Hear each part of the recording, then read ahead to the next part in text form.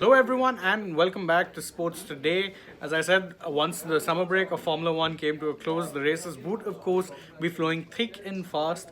And we are, of course, set for a time when there'll be three races in 3 weeks. Of course, last week the Belgian Grand Prix took place. This week we have the Dutch Grand Prix, and something that all the home fans who turned out in big numbers would, of course, be very, very happy with is the fact that Max Verstappen, the hometown hero, the man who the Orange Army were going to be out there to support, has in fact taken pole position at the Dutch Grand Prix. In fact, to make things even sweeter, he managed to actually, or beat out both of the Ferraris, both of whom were looking pretty strong, at least during the early parts of qualifying. And to make things better for Verstappen is that his free practices had generally kind of been, it had been interrupted due to, of course, car issues taking place. So due to that, he didn't actually get as much time as he would have probably liked in, of course, the practice sessions. So good for him, though. It didn't really affect his rhythm.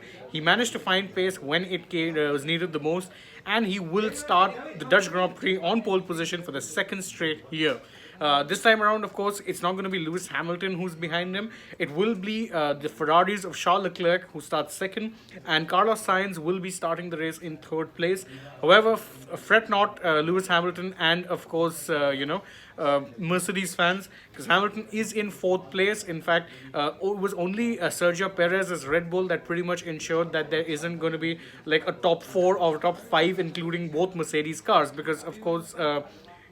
You have George Russell, who's starting in sixth place, just behind Sergio Perez. So that's good news, of course, for the Mercedes. You remember the FP1, FP2, both of those they were in and abouts there with the top five. The good thing is their pace hasn't dropped off when it mattered most, which is of course qualifying, and they managed to actually park their cars, in and about the front row, because of course Hamilton's on the second row, Russell's on the third. The advantage, of course, that Mercedes have is that they do generally tend to have good race pace. So the fact that they're closer to the front of the grid and not having to fight off back markers will, of course, actually make this a pretty promising race, if you ask me, because this is, I think, the first time that you can say all three of the teams are going to be in contention for at least, if not necessarily just race wins, but also podium finishes. Of course, I'm saying that assuming Ferrari don't and in fact end up having some sort of a reliability issue. We can't rule that out. But of course, the thing is, we're finally seeing that three-way team which race, which most of us were actually kind of expecting in the beginning of the season.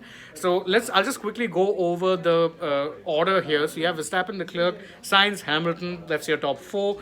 Perez and Russell, 6th, Norris in 7th, Mick Schumacher in 8th, Yuki Tsunoda, of course, is in 9th, and Lance Stroll finishes in 10th.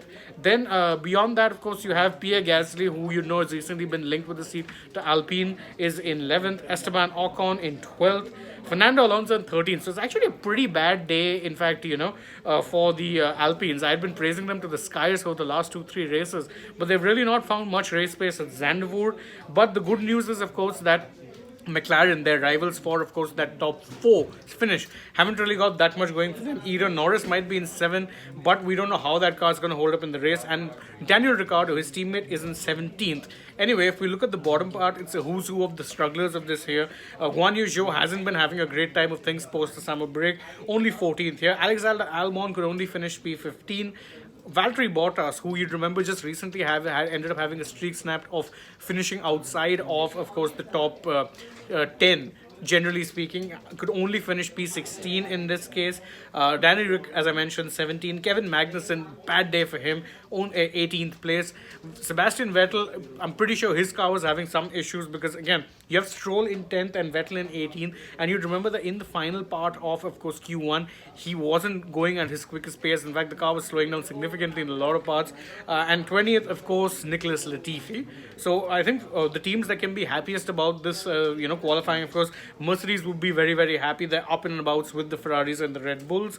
But of course, the last 4 places is just one player from each team who's there. Because you have Lando from McLaren, Mick from, of course, Haas. You have Tsunoda from AlphaTauri. And by the way, impressive race from Tsunoda. There's been a lot of doubts cast about whether or not he'd even be with this drive next year. Because again, he hasn't been confirmed for AlphaTauri, and there's also rumors doing the rounds that AlphaTauri might be sold, so he might not actually get that seat. But he's done himself no harm with a 9th finish, and Lance Stroll with a top 10 finish.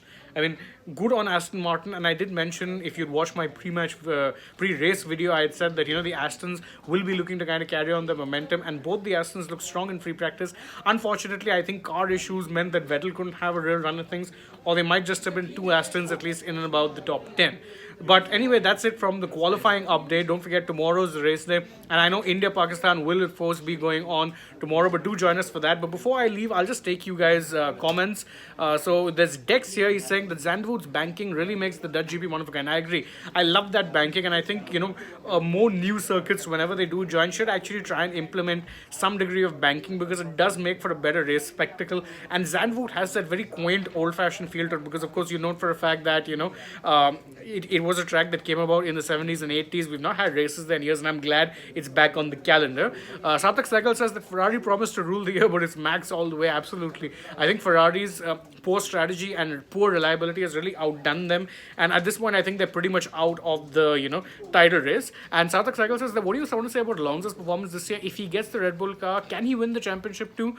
Yes, I do think that he's showing glimpses of, performing really well, even though the fact is that he's at an advanced age. But the thing is that it's that advanced age which prevents him from getting a top drive. No top team wants a stopgap for 2 years. I think all drivers are well stocked. All teams are well stocked with drivers in that regard. At least the top team. So that's why unfortunate that he's having to, straddle around in, of course, the midfield. But I do think that in a top car, he might just add to his 2 world championships. Love Rami says, rooting for Supermax in his backyard to win. Of course, you'd say that, Love. You're a big time Max fan, I know that. And by the way, nice new look you've come up with. Your haircut looks ace. Thank you for noticing. I did in fact get a haircut yesterday, for anyone that was wondering. So that's why I'm glad you guys like the look. And Dev Sachdev says that the championship is done and dusted. 100-point lead, too much to cover for Perez and Leclerc. Perez was never going to be in the title fight, but for Leclerc, I think him and Ferrari have a lot of questions to ask, because this was arguably their best year, in my opinion, to break that title drought, because you had a Mercedes who were out of form. Remember in the beginning of the year, Red Bull were having reliability issues, but as it turns out, Red Bull fixed their issues. Ferraris have started, and then, of course, poor strategy calls have really cost them too. So, will they get that chance next year? We don't really know, but this year was, I think, a chance missed for them in that regard. Anyway, we'll see if, of course, they can make the most of, starting P2 and P3 tomorrow. I'm very excited about the race, even though we know for a fact there's India-Pakistan tomorrow. There'll be football matches going on as well. So, perfect day for me to be in office. I'll be, of course, with you guys covering all of that stuff. So, do join us. Thank you so much again for joining me here. Don't forget to like, share, subscribe, tap the bell icon, and, of course, follow us on Facebook, Twitter, and Instagram. To last but not least, download the AajTak app for more such breaking news updates at the tip of your fingers. Thank you once again for joining me, and bye-bye for now.